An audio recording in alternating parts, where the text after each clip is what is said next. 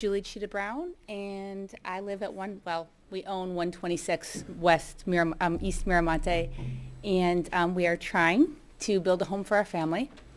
I think it seems very fitting that I go after you because I have a very similar story. We moved here a year and a half ago. I have 2 young children, and we moved here for this community because of what it was. We moved from out of town. We're renting a house because when we went to purchase the property, 2 other people had purchased 126 East Mira Monte and then backed out of the transition based upon the lack of structural integrity in the property. We moved forward with the purchase knowing what we were getting ourselves into, eyes wide open. We knew we were going to have to do a major demolition to the project. We knew there were major structural issues. All of that we knew. We also moved into it and spent the next 5 months with a local architect attempting to rehab the existing property. I wish that 126 East Mira Monte was the property that a lot of people talked about. Unfortunately, it's not. It sat for 33 years with the prior owners and is in complete disrepair. The more we looked into it, the more we realized that there are significant structural issues that it made it unsafe. I haven't moved my family into that house. We're renting a house. Well, that house sits vacant, and it's been over a year. Like this other family, we can't sustain that. We've done everything in our power to try to work through the system, to try to work within the current rules of the administration.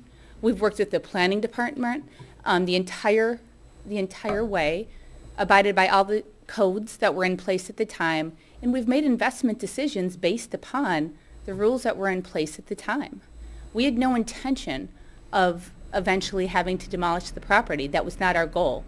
We owned a house in Minneapolis that was a 1909 Dutch colonial that we spent 3 years rehabbing because it was structurally sound. That was our intent. We've provided to the committee a report from our structural engineer that says 126 East Mira Monte is hazardous, is uninhabitable, and we're in a position now where we're stuck. I can't move into the property because it's unsafe for my family. I can't continue to rent and pay a mortgage for a moratorium that, quite honestly, I don't know when it's going to end. We're saying 45 days, but I've also heard that these studies could take 6 months to a year. I can't afford that. And if I try to move now with a moratorium in place, my property value just went way down. I can't sell it. So I just think that the council needs to really understand the financial implications of what they're doing in the position that they're putting current residents in. Both of my children go to Sierra Madre Elementary. We immediately got involved in everything related to the community. I am on the Sierra Madre Annual Fund. I am on the Sierra Madre Site Council. My husband coached both my daughter and my son's AYSO. They play baseball. They are in the Girl Scouts.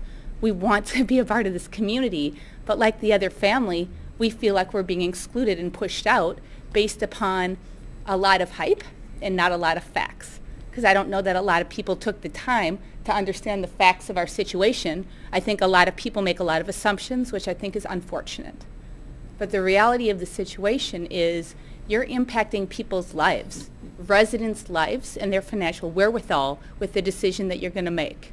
And I urge you to really consider the full implications of what you're doing. In the financial impact analysis that was in the agenda, there was one item, the fact that the city was going to lose money for permits.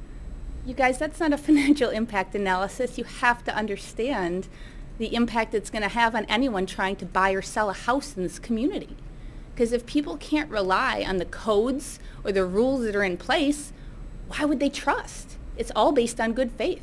We've spent a year and a half, well, a year and 4 months, I shouldn't exaggerate, trying to make this work. We've spent multiple thousands of dollars on architects and surveyors and you name it. We've applied. We're almost through plan check. We got very minimal comments back because we made sure that our plans were compliant with every single code, and we're about 25 days out of the 30 into our demolition permit waiting period. I don't know what more we could have done to try to make this work within the current rules and within the current process. Thank you. Thank you very much. I didn't get her last name. Brown. Her last name. Brown. Brown? Brown.